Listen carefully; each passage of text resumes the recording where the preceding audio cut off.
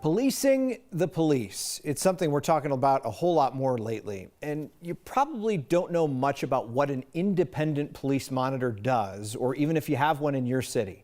Mark Salinger takes us to Boulder, where an impartial set of eyes is watching over any complaint filed against its police department.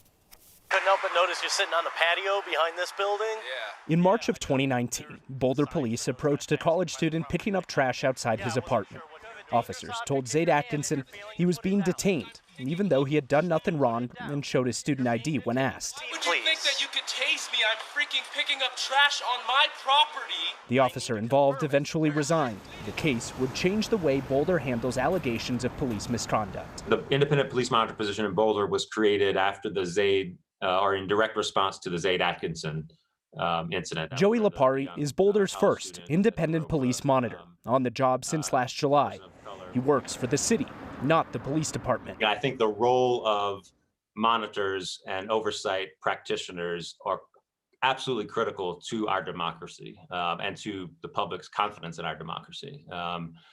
Things go wrong in policing, and we need individuals who are not part of police institutions to be able to identify that and identify the solutions. Lipari says he usually receives around 5 complaints a month, ranging from people who say they were mistreated by officers to allegations of excessive force. He investigates all of them as an impartial observer. He was ready yesterday if protests began after the Derek Chauvin trial. It's his job to be out on the street watching. We can't sort of paper over the problems and ignore the reasons why communities don't trust the police. Denver also has an independent police monitor, which released a report last year slamming Denver police for its response to George Floyd protests. In Aurora, the city manager has called for an independent police monitor position to be created after the death of Elijah-mcclain. The city already has an independent review board. And the independent monitor position in Boulder doesn't have any disciplinary action, but he can make suggestions.